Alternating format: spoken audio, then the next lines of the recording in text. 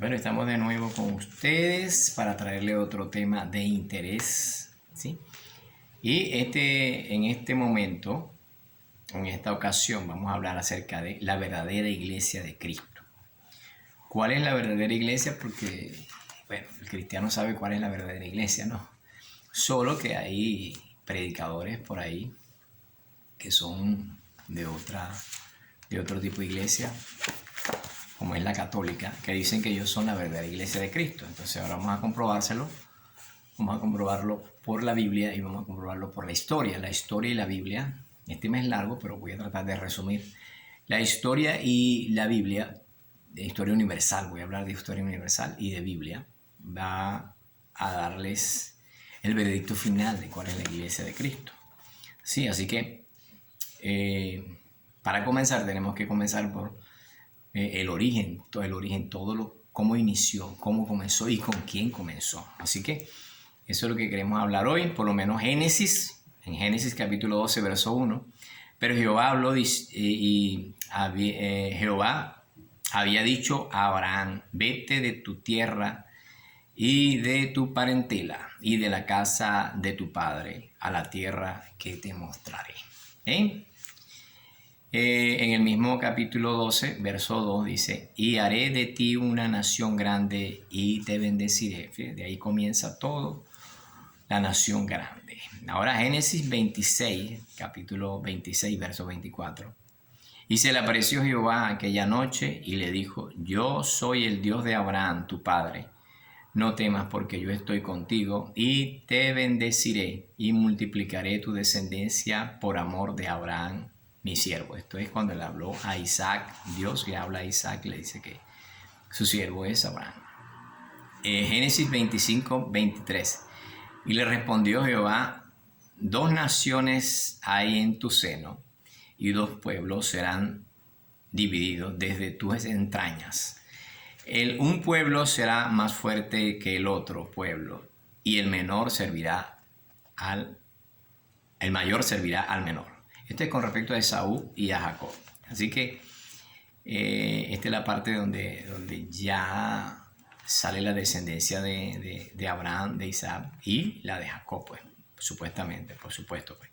Génesis capítulo 32, verso 27. Y el varón le dijo: ¿cuál es tu nombre? Y él le respondió: Jacob. ¿Sí? El mismo capítulo 32 de Génesis 28. Y el varón le dijo: no se dirá más tu nombre Jacob, sino Israel, porque has luchado con Dios y con los hombres y has vencido. Así que Jacob, Dios le cambia el nombre y le coloca Israel, y de ahí es donde nace toda la descendencia de los israelitas. Eso lo deben saber, eso lo saben los cristianos. Lo que no saben son los católicos, porque por eso es que hablan lo que no saben.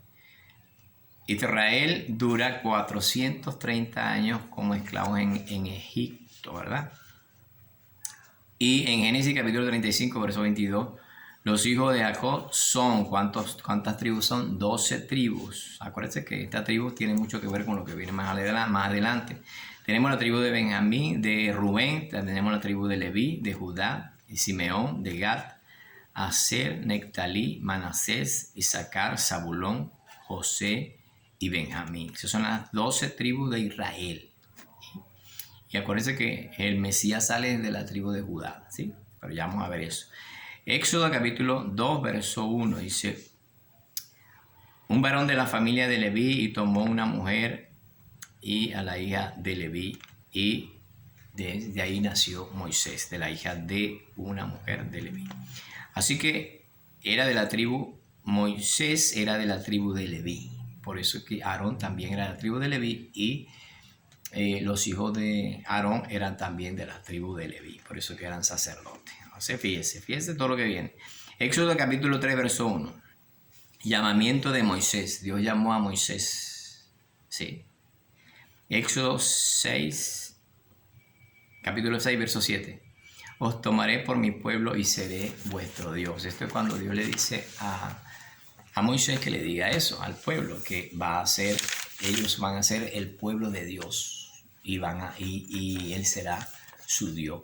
Ahora, fíjese que Dios no está llamando a ninguno romano, a nadie de Roma. Y eso lo vamos a ver más adelante. Dice, Éxodo capítulo 4, verso 22 dice, Israel es mi hijo, mi primogénito. Lo que dice Dios, que Israel es su hijo, su primogénito, ¿no? Éxodo capítulo 25, 8. Harás santuario para mí. Dios le dice a Moisés que le haga santuario. Es el primer santuario que se hace, que Dios necesita santuario, que Dios pide santuario. Porque sí, en el tiempo de antes también había santuarios y habían sacerdotes. Pero ya Dios está pidiendo santuario y sacerdote. Y se lo está pidiendo a los israelitas, no a los romanos. Oiga eso. Éxodo capítulo 29, verso 1. Dice, para que sean mis sacerdotes. Dios le dice a Moisés que le diga a Aarón y a sus hijos que vengan y hagan todo lo que tienen que hacer para que sean sus sacerdotes. Entonces Dios tiene sacerdotes que los escoge Él, ¿no? Y del pueblo de Israel. Acuérdense que es de la tribu de Leví, no es cualquier cosa. Pero como vamos más rápido por el tiempo, la iglesia de Cristo, miren, Mateo capítulo 1, verso 21. Porque Él salvará a su pueblo de su pecado. Eso es cuando el ángel le habla, ¿no? A José, que le dice que Él salvará a su pueblo de su pecado. ¿Quién salvará a su pueblo de su pecado? Claro que Jesús, ¿no? Mateo capítulo 2, verso 1 y 2. Dice, ¿dónde está el rey de los judíos que ha nacido? Estos son los reyes magos, diciéndole al rey Herodes, ¿dónde está el rey de los judíos que ha nacido? Esto es con respecto a Jesús. Dice, mire, Mateo capítulo 10, verso 1.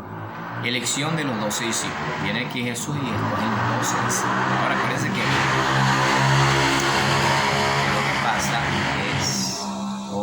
es, la situación es que Dios escoge 12 tribus, ¿sí? O, perdón, 12 discípulos, por lo mismo de la tribu de Israel. Ahora, Mateo capítulo 15, verso 24, dice así, que Jesús vino a las ovejas perdidas de Israel. A ovejas perdidas de Israel, no a las ovejas perdidas de Roma, ¿no? Primera de Pedro, capítulo 2, verso 9. Linaje escogido, mas vosotros sois linaje escogido, real sacerdocio, nación santa, pueblo adquirido por Dios. ¿Quién? El pueblo de Israel es el pueblo adquirido por Dios, más nadie. Así que ya vamos para allá. Juan, capítulo 4, verso 22. La salvación viene de los judíos, dijo Jesús a la mujer samaritana, le dijo, la salvación viene de los judíos. Sé que la salvación no viene de Roma, ni de los romanos, ni de la iglesia católica. Dice que la salvación viene de los judíos. ¿Por qué? Porque se acuerdan de Mateo capítulo 2, verso 1, que dice, ¿dónde está el rey de los judíos que ha nacido? Por eso que la salvación viene de los judíos. Así que Hechos capítulo 13, verso 23.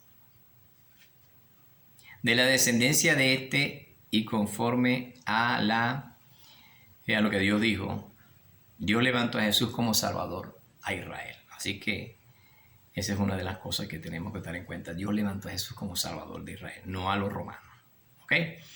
Mateo capítulo 16, verso 17. Ya vamos a hablar acerca de Pedro, ¿no? Sobre esta roca edificaré mi iglesia, fíjese. Jesús dice, esto tengo que decirlo para que ustedes sepan, Jesús dice que quien dicen los hombres que es Él, y Pedro dice, tú eres el Hijo del Dios viviente, ¿verdad? El Mesías, el ungido, el Cristo, el Hijo del Dios viviente, y Jesús le dice, tú eres Simón Pedro, Jonás, hijo de Jonás, y sobre esta roca edificaré mi iglesia. Entonces muchos dicen que es sobre Pedro, ¿no? Que va a edificar la iglesia. Jesús está hablando sobre la roca que es la palabra, o Él mismo, que es el verbo, ¿no? Va a edificar su iglesia, o sobre aquel decreto o aquella palabra de revelación que le reveló el Padre, que Jesús era el Hijo de Dios. Y la iglesia se funda es en eso, en que Jesús es el Hijo de Dios, ¿sí?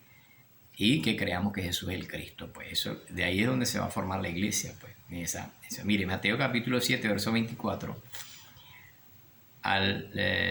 Verso 24 al 27, dice así. El que me oye estas palabras y las hace le compararé a un hombre prudente que edificó su casa sobre la roca. El que oye las palabras de Jesús y las hace le comparará a un hombre prudente que edificó su casa sobre la roca. Ahora vamos a ver de qué nacionalidad era Pedro. Mire, Pedro nació en Betsaida, Galilea, Israel. No dice que Pedro era, porque los católicos se toman de que Pedro es el primer papa. Y Cristo nunca llamó a Pedro papa, ni le dijo que era un papa. Ahora, nace en Betsaida, Galilea, Israel. ¿Ve? Es de Galilea y pertenece a la tribu de Nectalí. Eso, de esa tribu es que pertenece Pedro, ¿sí? Y vivió también en Cafarnaúm. O sea, y miren, vamos a hablar acerca de la historia ahora, porque viene la historia de la iglesia de Cristo. Ahora viene la iglesia de Cristo. Mire, la primera iglesia del mundo en la que se reunieron los primeros 70 discípulos de Jesucristo no estaba en Roma ni en Jerusalén, sino en una localidad perdida de Jordania. En una localidad perdida de Jordania, saca la cuenta. Dice que durante los primeros 280 años de la historia cristiana, la cristiandad fue prohibida por el Imperio Romano. Eso, saque la cuenta, pues. Fue prohibida y ellos eran la iglesia de Cristo. Esto cambió después de la conversión del emperador romano Constantino.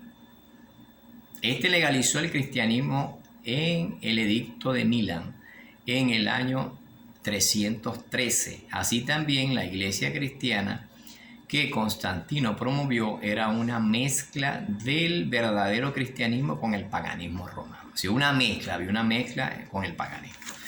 Y para los que creen que es mentira, no, mire, esto es historia universal. Búsquenselo en la historia universal o en YouTube, donde usted quiera, pero esto es historia universal. Mire, hubo 10 grandes persecuciones romanas contra el cristianismo. Y fueron emperadores romanos que perseguían a los judíos. Fíjense, el primero, para que usted sepa, eso está en la historia, búsquenlo. Nerón.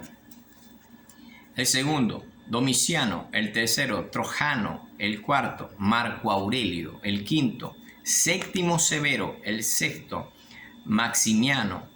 El séptimo, Decio. El octavo, Valeriano. El noveno, Aureliano. El décimo, Diocleciano. Así que estos fueron los emperadores que perseguían a los cristianos. ¿Cómo es que un emperador que es romano, que persigue a los cristianos, es de la iglesia? Si están persiguiendo a los judíos, a los cristianos verdaderos. Mire, origen de la iglesia católica, para que usted vaya entendiendo y sepa la historia, porque y usted se deje engañar, usted que es católico, no se deje engañar. Mire lo que dice. El cristianismo sabe, los cristianos saben esto. Y para el que no sabe, sepa. Mire, origen de la iglesia católica. Mire, se dice que 300 años después de que Cristo vino a la tierra, que se fue, dice que no se conoce la iglesia católica. No existe ningún movimiento llamado católico. 300 años después que Cristo se fue, no había ningún movimiento católico. Imagínense usted. No existía. Eso lo dice la historia, no lo digo yo ni lo inventé yo. Léaselo. Y en ese tiempo tener una Biblia estaba penado por la ley de los católicos, la ley católica, ¿no? Los sacerdotes, o sea que era penado por la ley que usted tuviera una Biblia. Así que para que sepa, ¿no? Y no crea que todo es como se lo pinta.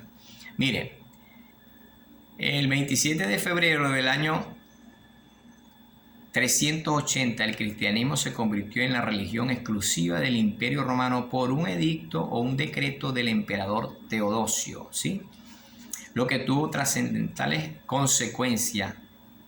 El decreto unió las raíces judío-cristianas del continente europeo con la cultura greco-romana. Esto fue lo que pasó. Y lo unieron como, mire, eso se unió, lo unieron ellos por un decreto. Ahora, hay una persona que se llama Martín Lutero, para que usted sepa quién es Martín Lutero. Nació en el 1483. Fue un teólogo fraile católico, era católico.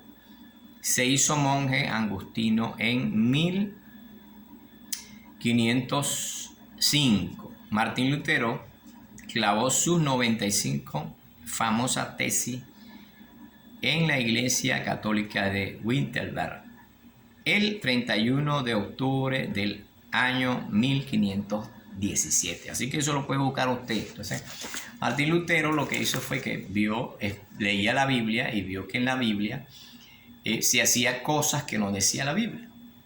La Biblia católica que ellos tenían, que ya habían conformado. Entonces, Lutero dijo esto no. Entonces, clavó esas tesis, esas 95 tesis en la catedral esa, iglesia, y lo tildaron él era un protestante, por decirle la verdad, pero era protestante de los católicos, porque Martín Lutero era católico, lo dice la historia, que él era católico y le protestó fue a ellos.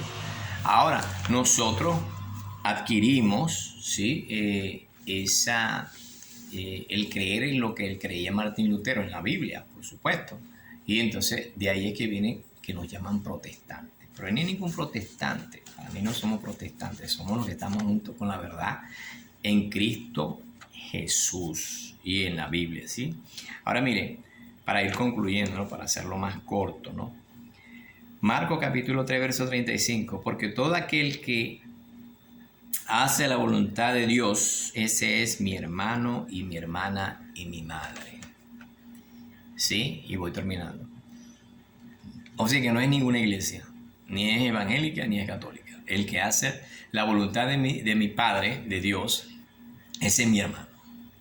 No hay denominación. Él no dijo denominación. Lo que sí dijo que la salvación venía de los judíos. Eso sí. Y viene de los judíos porque Cristo era judío.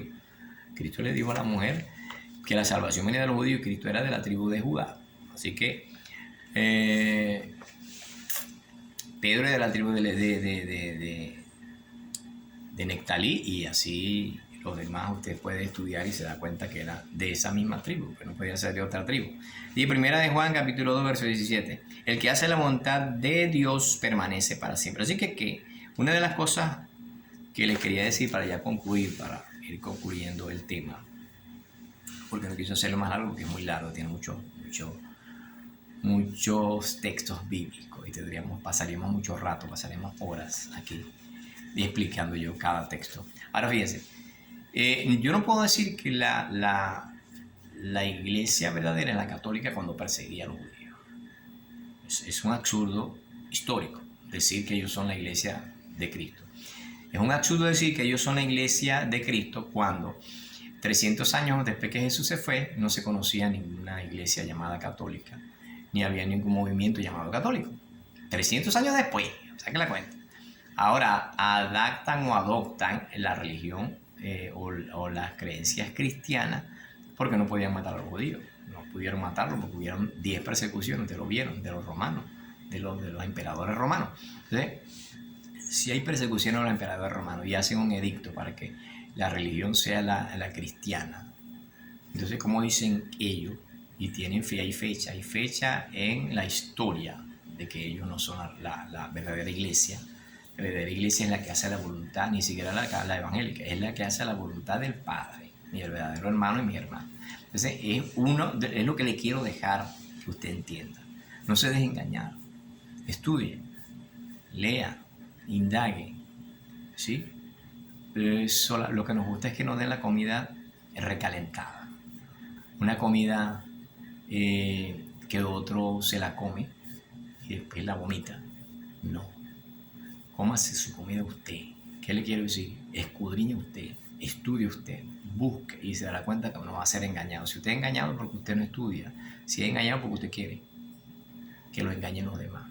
Pero ahí está la Biblia, la Escritura, y está la historia. Así que no se deje nada más llevar por la Biblia, sino busque la historia y usted se dará cuenta cuál es la verdad. Así que Dios me lo bendiga y nos vemos en el próximo video.